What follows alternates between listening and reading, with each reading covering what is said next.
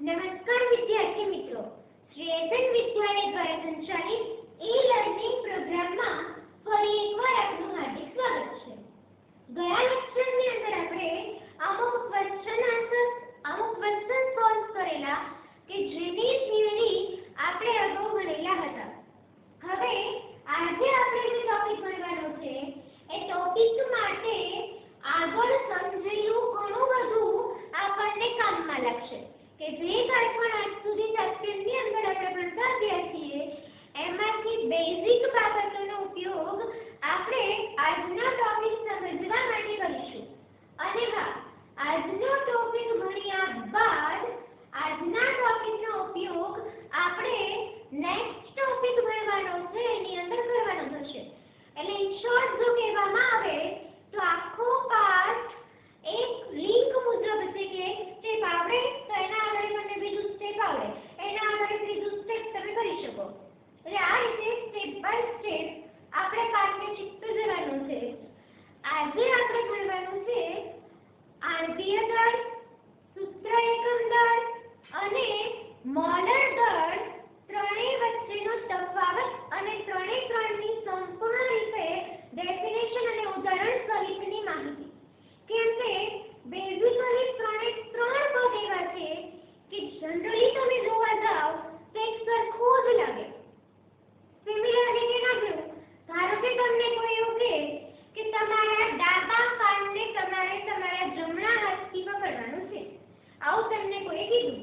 હવે ડાબા કાનને તમારે જમણા હાથથી પકડવાનું છે એટલે ઓલમોસ્ટ બધા આ રીતે પકડશે, પણ અમુક મારા જેવા સળસનારા હોય એ આ રીતે પણ પકડે. એટલે કે કાને એટલો એક જ છે, હાથ પણ એટલો એક જ છે, પકડો પણ છે, પણ મેથડ અલગ અલગ હોઈ શકે છે. એની જેવું જ આપણા આજના ટોપિકની અંદર છે કે તમે આણ્વીય દળ કયો, સૂત્ર એકમ દળ કયો કે મોલર એકમ દળ કયો, ત્રણ શોધવાની પદ્ધતિ તો એની એક જ છે.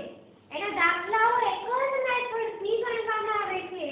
તેમ છતાંય ત્રણેયને પોતપોતાની અલગ વ્યાખ્યાઓ આપવામાં આવેલી છે અને એ વ્યાખ્યાઓ વચ્ચેનો તફાવત આપણે શીખવાનો છે. સૌથી પહેલા આપણે વાત કરીશું ત્રણના એક્ઝામ્પલથી શરૂઆત કરીશું, જેથી કરીને આપણને ખબર પડે કે ત્રણેય વચ્ચે ડિફરન્સ શું છે. દાખલા તરીકે વાત કરું સૌથી પહેલા અહીંયા આણ્વીય દળ.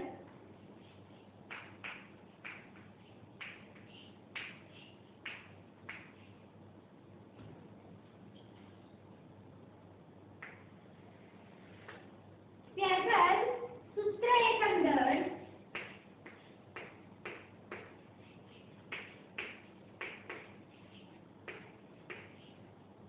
ત્યારબાદ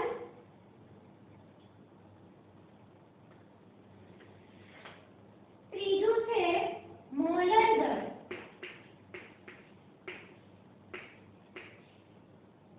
હવે આજ સુધી તમે ગણિતની અંદર દાખલા ગણીને આવો છો, બરાબર ને? પણ આ ટોપિક સમજ્યા પછી તમારે વિજ્ઞાનની અંદર પણ દાખલાઓ ગણવાના આવશે. અને તમારી જાણકારી માટે કે આઈસીઆરટી પેપર સ્ટાઇલ મુજબ આપણો જે સેક્શન સી છે એ સેક્શન સી ની અંદર 3 માર્કના પ્રશ્નો આપણને પૂછે છે અને 3 માર્કના પ્રશ્નોમાં ઓલમોસ્ટ દાખલાઓ જ હોય છે. બીજા માર્કની અંદર દાખલાઓ પૂછાઈ શકે, 3 માર્કની અંદર પ્રશ્ન પણ પૂછાઈ શકે, એવું કોઈ ફિક્સ નથી. પણ હા, મોટે ભાગે આપણા જે ચેપ્ટર્સની અંદર દાખલાઓ છે એ દરેક દાખલાઓ ઓલમોસ્ટ 3 માર્કમાં પૂછી શકાય એવા છે. એટલે કે આ ચેપ્ટર્સના દાખલાઓ પૂછવાના થયા તો એ સેક્શન સી 3 માર્કની અંદર પૂછાશે. અને 3 માર્કના દાખલાને સમજવા માટે થઈને આપણને આણ્વીય દળ, સૂત્ર એકમ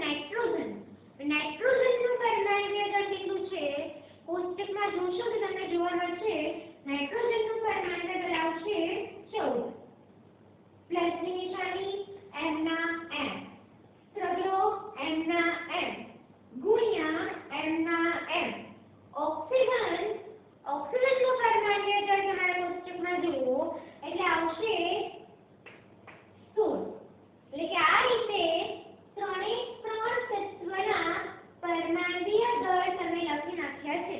હવે આ તો આપણી પાસે એક સિમ્પલ સમીકરણ બની ગયું જે આપણે પાંચમા ધોરણથી સોલ્વ કરતા આવીએ છીએ કે ગમે ત્યારે તમને એક કરતા વધારે નિશાની વાળું પદ આપેલું હોય ત્યારે આપણે કયો રૂલ ફોલો કરીએ છીએ તો કે ભાગુ સહભાગ, પહેલા ભાગાકાર પછી ગુણાકાર પછી સરવાળો અને પછી બાદબાકી. હવે એ જ રૂલ્સ આપણે અહીંયા લાગુ કરીશું. આનો ઉકેલ મેળવવા માટે આપણી પાસે બે નિશાની છે સરવાળા અને ગુણાકારની. તો સૌથી પહેલા આપણે શું કરવાનું છે ગુણાકાર એટલે કે આ બંનેનો ગુણાકાર જે આવે એનો જવાબ આપણે પહેલા લખવાનો છે. એના માટે થઈને અહીંયા સુધીના એટલે કે અંડરલાઈન સુધીના તમામ પદને આપણે જેમના છે તેમના તેમ નીચે ઉતારશું.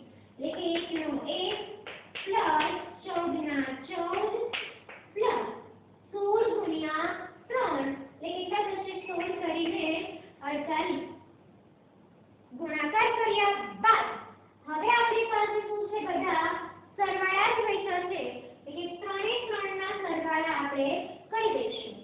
એટલે કે આ ત્રણેયનો પ્રમાણ કેટલા થશે 8 ને 4 12 ને 1 13 નો તગડો બધી એટલે 4 ને 5 ને 6 એટલે 63. પાછળ એકમ લખશું આપણે યુનિફાઈડ માસ. હવે આટલું સમજ્યા પછી હું તમને આની વ્યાખ્યા સમજાવું. શું કહેવા માંગે છે આણ્વીય દળની વ્યાખ્યા તો કે કોઈ પણ અણુમાં રહેલા તેના તમામ ઘટક પરમાણુઓના પરમાણ્વીય દળના સરવાળાને તે અણુનું આણ્વીય દળ કહે છે. ક્લિયર?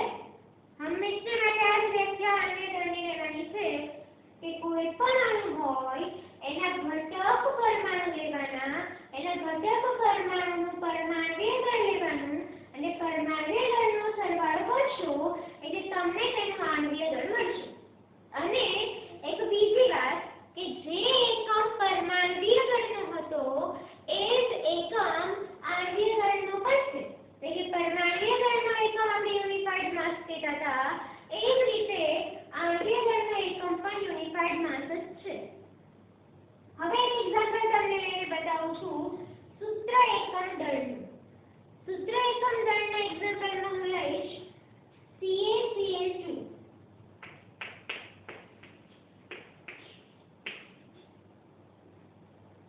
અહીંયા તમને એક પદાર્થ આપેલો છે. તમને એવું કહેવામાં આવેલું છે રકમમાં કે આપેલ પદાર્થનું સૂત્ર એકમ દળ શોધો. હવે કઈ રીતે શોધવાનું છે તમને સમજાવું. સૌથી પહેલા કોઈ પણ પદાર્થનું સૂત્ર એકમ દળ શોધવા માટે તમારે આપેલ તત્વ અથવા પછી આપેલ સંયોજન તત્વ તો ન કહેવાય ને આપેલ સંયોજન કયા ઘટકથી બનેલું છે એને તમારે શોધવાના છે. હવે અહીંયા તમને ટોટલ કેટલા ઘટકો દેખાય છે તો કે સૌથી પહેલા C છે કેપિટલ છે, બાજુમાં A સ્મોલ છે. એનો મતલબ કે આ એક ઘટક Ca નામનો છે કે જેને આપણે કેલ્શિયમની સંજ્ઞા આપેલી છે. બીજો ઘટક અહીંયા કયો છે તો કે Ca જેને આપણે ક્લોરીન તરીકે ઓળખીએ છીએ. એટલે કે આ રીતે કોઈ પણ સંયોજનમાં રહેલા એના ઘટક તત્વો છે જે સૌથી પહેલા આઈડેન્ટિફાઈ કરીશું. ઘટક તત્વો શોધાયા બાદ જે પ્રોસેસ આમાં કરી એ જ પ્રોસેસ આમાં કરવાની છે. એટલે કે સૌથી પહેલા પહેલું તત્વ કેલ્શિયમ, બીજું તત્વ ક્લોરીન લખીએ પહેલા પ્લસની નિશાની. હવે કેલ્શિયમના કેટલા પરમાણુઓ છે તો કે કાઈ નથી મતલબ એક. એટલે કેલ્શિયમમાં એક જ પરમાણુ છે. જ્યારે ક્લોરીનની વાત કરો તો ક્લોરીનની પાછળ બગડો લખેલો છે ને મતલબ ક્લોરીનના કેટલા પરમાણુઓ છે 2. એટલે 2 પરમાણુ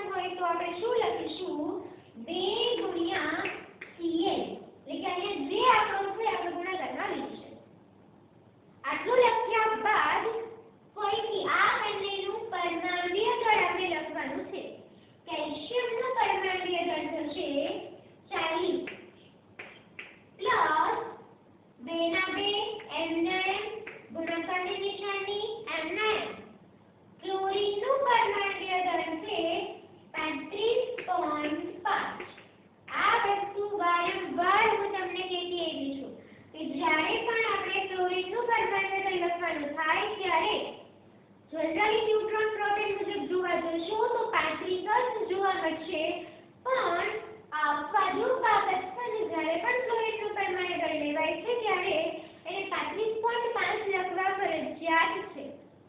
આગળની પ્રોસેસ એકદમ ઈઝી છે.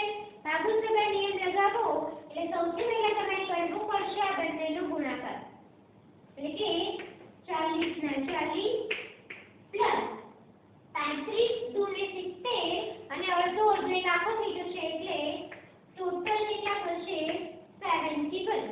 હવે તો આ બંનેનો સરવાળો એટલે કે 1 અને 11 એનો એકમ પણ આવશે યુ યુનિફાઈડ માસ. હવે સૂત્ર એકમ દળની વ્યાખ્યા શું છે તો કે આપેલા આયનીય સંયોજનમાં, એટલે કે આયનીય સંયોજન ક્યારે બને તો કે બે આયનો દ્વારા બનતું સંયોજન એને કહેવામાં આવે છે આયનીય સંયોજન. અને આયન શું છે એ આપણે બહુ સારી રીતે જાણીએ છીએ અને અગાઉના લેક્ચરમાં મેં તમને બે બંધ વિશે સમજૂતી આપેલી હતી. એક હતો સહસંયોજક બંધ અને બીજો હતો આયનીય બંધ. બસ આ જ બંધ દ્વારા આણ્વીય દળ અને સૂત્ર એકમ દળ બંને છૂટા પડે છે. એટલે કે જે અણુ કે જે સંયોજન ભાગીદારી કરીને બનેલું હોય, સહસંયોજક બંધથી જોડાયેલું હોય અને એનું દળ તમારે શોધવાનું થાય તો એને નામ આપવામાં આવે છે આણ્વીય દળ. જ્યારે કોઈ સંયોજન આયનો દ્વારા બનેલું હોય, સંપૂર્ણપણે આપણે કરેલી હોય અને સંયોજન બનેલું હોય તો જે દળ શોધીએ છીએ એને કહેવામાં આવે છે સૂત્ર એકમ દળ. એટલે કે શોધવાની મેથડ બંનેની સેમ ટુ સેમ જ છે, બંનેના એકમો પણ એક જ સરખા છે. ડિફરન્સ ક્યાં છે એની વ્યાખ્યામાં કે જે ભાગીદારી કરેલો બંધ છે ત્યાં નામ આવશે આણ્વીય દળ, જે આયન દ્વારા બનેલું બંધ છે કે આયન દ્વારા બનેલું સંયોજન છે એને નામ આપવામાં આવે છે સૂત્ર એકમ દળ. પણ આવી ચિંતા આપણે કરવાની જરૂર નથી. શા માટે તો કે પેપરની અંદર આપણને એટલું જ પૂછાશે કે નીચેનાનું આણ્વીય દળ શોધો અથવા તો બધી સૂચના હશે નીચેનાનું સૂત્ર એકમ દળ શોધો. હવે આપણને તો આણ્વીય દળ શોધવાનું છે તોય ભલે અને સૂત્ર એકમ દળ શોધવાનું છે તોય ભલે, મેથડ તો એની એક જ છે. એટલે આપણે દાખલો ગણવાની મેથડ સમજવાની છે, એની વ્યાખ્યા આપણે ફક્ત અને ફક્ત થિયરી માટે યાદ રાખવાની છે. એપ્લાઇડ બેઝ માટે એની વ્યાખ્યાની આપણને કોઈ જ જરૂર નથી. હા, ઇન ફ્યુચર ક્યાંક આગળ જતા અટકાવતો એક બેઝિક વસ્તુ યાદ રાખવાની છે કે જ્યાં આણ્વીય દળ ત્યાં સહસંયોજક બંધ, જ્યાં સૂત્ર એકમ દળ ત્યાં આયનીય બંધ. આટલું યાદ રાખીને ચાલશો એટલે વ્યાખ્યા તમને ઓટોમેટિક મગજમાં સેટ થઈ જશે. બાકી ટોપિક કે આપણે 9મા ધોરણના લેવલે જે શીખવાનું છે આટલું છે કે ગણતરી કઈ રીતે કરવી. હવે રકમમાં હું એવી રકમ આપું કે આણ્વીય દળ શોધો તો અહીંયા આણ્વીય દળમાં કયું અણુ મૂકવું એ નક્કી મારે કરવાનું છે. એટલે મારે જોવું પડશે કે આ સહસંયોજક બનશે કે આયનીય બંધ. એની ચિંતા તમારા લોકોને કરવાની તો થતી નથી. એટલે નિશ્ચિત થઈને એક ડિફરન્સ આપણે થિયરિટિકલ માટે યાદ રાખવાનો છે કે જ્યાં આયન હશે ત્યાં સૂત્ર એકમ દળ, ભાગીદારી હશે ત્યાં આણ્વીય દળ, બાકી બંનેની મેથડ સેમ ટુ સેમ જ છે. એ જ રીતે એકમ પણ બંનેના સરખા જ છે. એટલે કે પરમાણ્વીય દળ શોધો તો પણ યુનિફાઈડ માસ, એટલે કે તો શોધવાનું છે ને પાકું પડવાનું છે. આણ્વીય દળ શોધો તો પણ યુનિફાઈડ માસ અને સૂત્ર એકમ દળ શોધો તો પણ એનો એકમ આવશે યુનિફાઈડ માસ, કે એમાં કોઈ ફેર પડવાનો નથી. હવે વાત કરીએ આપણે મોલર દળની. ધારો કે મને કોઈએ 1 મોલ પરમાણુ આપ્યા. હવે મોલ શું છે એ આપણે નેક્સ્ટ લેક્ચરની અંદર ભણીશું. પણ આ બંનેની જેમ જ મોલર દળ છે એટલે એક સાથે તમને યાદ રહી જાય. એટલે મોલર દળ તમને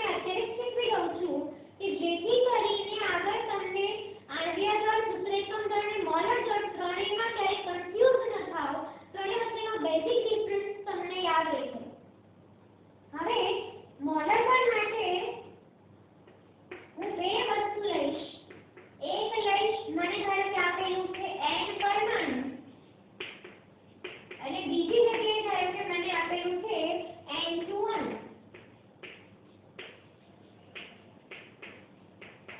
એટલે બે વસ્તુ મને રકમમાં આપેલી છે, એક આપેલું છે n પરમાણુ અને એક આપેલું છે n2 અણુ, અને મને કહેવામાં આવ્યું છે કે આ n પરમાણુનું મોલર દળ શોધો, કે પછી મને એવું કહેવામાં આવ્યું છે કે n2 અણુનું પરમાણ્વીય n2 અણુનું મોલર દળ શોધો, અને જ્યારે ક્યારે પણ મોલર દળ શોધવાનું થશે ત્યારે તમને n પરમાણુ કેટલા આપેલા હશે તો કે 1 મોલ જેટલા, મોલરના મોલ પરથી કરેલું છે, એટલે કે 1 મોલ માટે જ આ વાત થાય છે કે n પરમાણુ તો પણ 1 મોલ n પરમાણુ, n2 વાયુ તો કે કેટલા 1 મોલ n2 અણુ, એટલે કે 1 મોલ જથ્થા માટે મોલર દળ શોધવાનું હોય છે, આ યાદ રાખવાનું. હવે ધારો કે n પરમાણુનું મોલર દળ મને શોધવાનું કીધું, એટલે કે n નું મોલર દળ મારે શોધવું હોય તો ડાયરેક્ટલી હું લખી દઈશ n નું મોલર દળ બરાબર 14 ગ્રામ. એનો મતલબ સમજાયો તમને કે આંકડો કયો લખ્યો છે મેં તો કે n નું પરમાણ્વીય દળ, કે નાઇટ્રોજનનું પરમાણ્વીય દળ આગળ કેટલું લખેલું છે આપણે 14, એટલે કે નાઇટ્રોજનનું પરમાણ્વીય દળ કેટલું છે 14, અને એની પાછળ જ્યારે હું u ને બદલે એકમ લગાવું છું ગ્રામ તો એ બની જશે n નું મોલર દળ. એ જ રીતે હું n2 અણુની વાત કરું તો અહીંયા મને n2 એટલે n ના કેટલા પરમાણુ આપેલા છે 2, અને જ્યારે 2 પરમાણુ આપેલા હોય ત્યારે આગળ શું કર્યું તો આપણે CH2 હતા તો 2 ગુણ્યા Cl એવું લખેલું હતું, એ જ રીતે અહીંયા પણ હું લખીશ 2 ગુણ્યા n, સેમ મેથડ 2 ના 2 m ના m, ગુણાકારની નિશાની m ના m, નાઇટ્રોજનનું પરમાણ્વીય દળ 14 અને 14 દુને 28, પાછળ નિશાની આવશે ગ્રામની, અને આ થઈ ગયું n2 અણુનું મોલર દળ.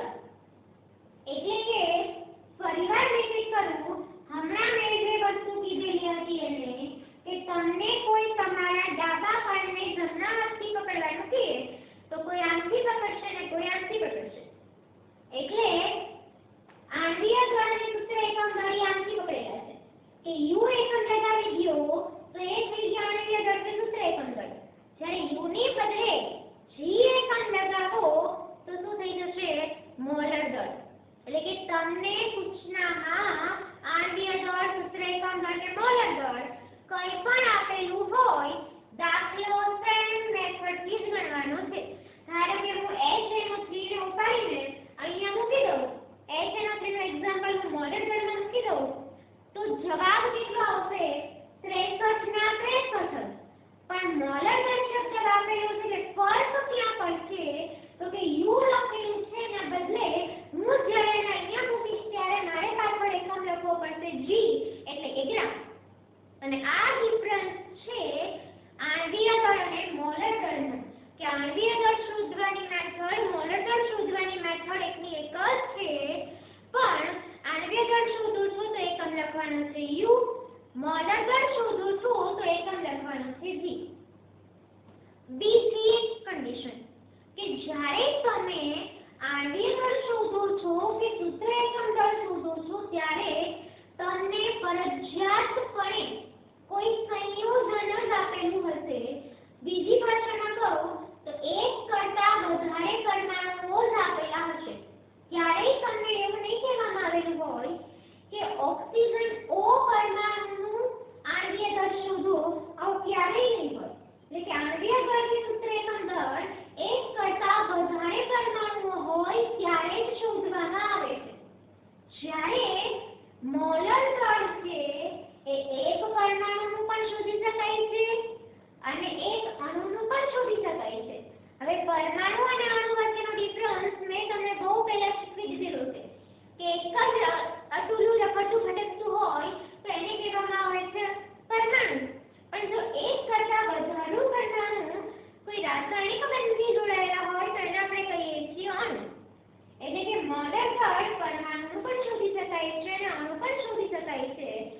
મોલર દળની વ્યાખ્યા એવી આપી શકાય કે એક મોલ પદાર્થનું જે આણ્વીય દળ કે પરમાણ્વીય દળ છે ને ગ્રામમાં લેવામાં આવે તો એને કહેવાય છે એનું મોલર દળ.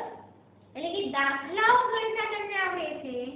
વધુ એક્ઝામ્પલ હું તમને આવતા વિડિયોની અંદર શીખવવાની છું કે જે આપણે ટેક્સ્ટબુકમાં દાખલા પૂછાયેલા છે આપણે ગણવાના જ છે, પણ હાલમાં 3 ના એક એક્ઝામ્પલ મેં તમને વ્યાખ્યા સમજાવવા માટે જ લીધેલા છે.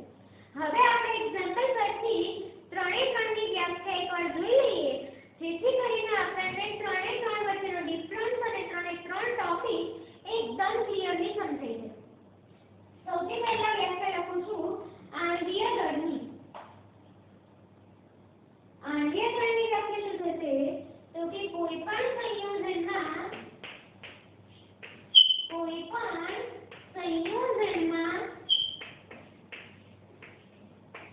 રહેલા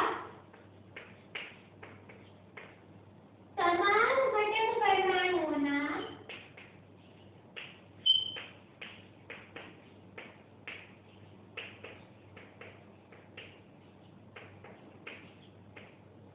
પરમાણ્વીય દળના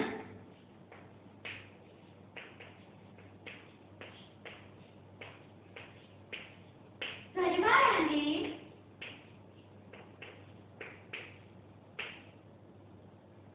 તે સંયોજનનું અથવા તે અણુનું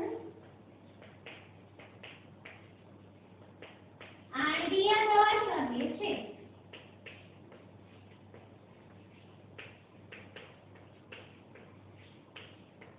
એટલે કે કોઈ પણ સંયોજન એના તમામ ઘટક પરમાણુ એના પરમાણ્વીય દળનો સરવાળો જેને કહેવામાં આવે છે આણ્વીય દળ અને તેનો એકમ છે યુનિફાઇડ માસ. તેનો એકમ યુ છે. એ જ રીતે વાત કરીએ આપણે સૂત્ર એકમ દળના વ્યાખ્યાની. સૂત્ર એકમ દળની વ્યાખ્યા શું થશે તો કે કોઈ પણ આયનીય સંયોજનમાં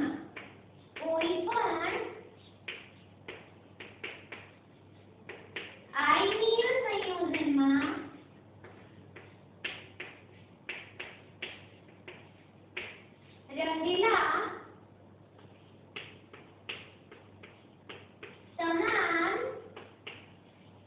ઘટક આયનોના પરમાણ્વીય દળના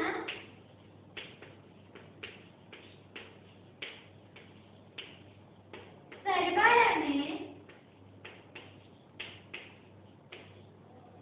તેનું સૂત્ર એકમ દળ કહે છે.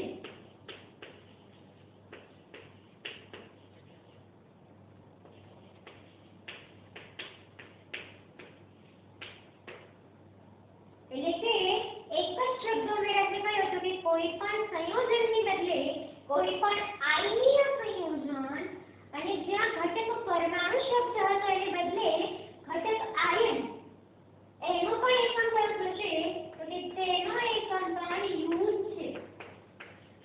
યુ મતલબ આગળ શીખવ્યું હતું એ મુજબ યુનિફાઇડ માસ. હવે એક બાબતની ખાસ નોંધ રાખવાની છે કે નવી ભણવા જેવી બાબત તમને કહું તો કોઈ પણ પરમાણુ હોય કે કોઈ પણ આયન હોય બંનેના પરમાણ્વીય દળ એક સરખા જ હોય છે. એટલે કે ઇલેક્ટ્રોન પોતાની પાસે હોય કે ઇલેક્ટ્રોન ગુમાવેલો હોય એના પરમાણ્વીય દળની અંદર કોઈ જ ફેર પડતો નથી. શા માટે તો કે જ્યારે કોઈ પરમાણુ આયન બને છે ત્યારે એને ફક્ત ઇલેક્ટ્રોન ગુમાવેલા હોય છે કે ઇલેક્ટ્રોન મેળવેલા હોય છે, બીજી કોઈ આપલે કરેલી હોતી નથી. જ્યારે પરમાણ્વીય દળનો આધાર કોની ઉપર છે તો કે પ્રોટોન અને ન્યુટ્રોનના સરવાળા પર, જેમાં ઇલેક્ટ્રોન સાથે કોઈ લેવા દેવા છે નહીં. એટલે કે તમને કોઈ પરમાણુનું પરમાણ્વીય દળ કયો કે આયનનું પરમાણ્વીય દળ કયો બંને એક જ છે. એ જ રીતે મોલર દળની વ્યાખ્યા આપણે જોઈએ તો કે કોઈ પણ પદાર્થના એક મોલ જથ્થાનું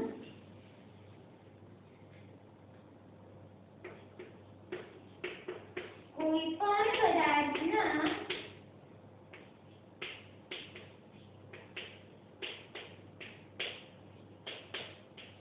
એક મોલ જથ્થાનું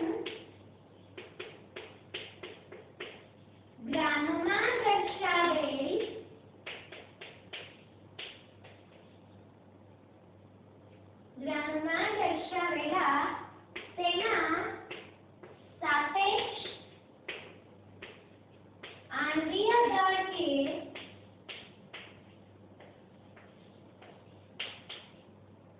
પરમાણ્વીય દળને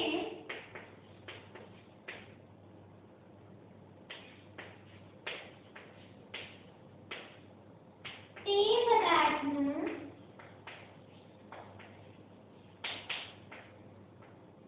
મોલર દળ કહે છે.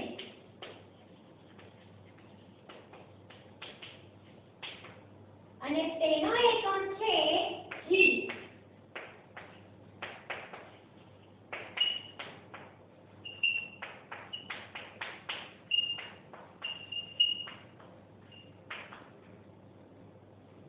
એટલે કે મોલર દળની અંદર શું વાત કરી તો કે કોઈ પણ પદાર્થનો એક મોલ જથ્થો ને એક મોલ જથ્થો મેં કીધું એમ નેક્સ્ટ લેક્ચરની અંદર સમજાવ્યું ગ્રામમાં દર્શાવેલું સાપેક્ષ આણ્વીય દળ કે પરમાણ્વીય દળ એનો મતલબ શું તો કે પરમાણુ હોય તો એનું પરમાણ્વીય દળ લખી દેવાનું અણુ હોય તો એનું આણ્વીય દળ શોધી કાઢવાનું પણ એને દર્શાવવાનું શેમાં તો કે ગ્રામમાં અને ગ્રામમાં દર્શાવેલા પરમાણ્વીય દળને કે ગ્રામમાં દર્શાવેલા આણ્વીય દળને તે પદાર્થનું મોલર દળ કહેવામાં આવે છે માટે એનો એકમ કયો છે ગ્રામ.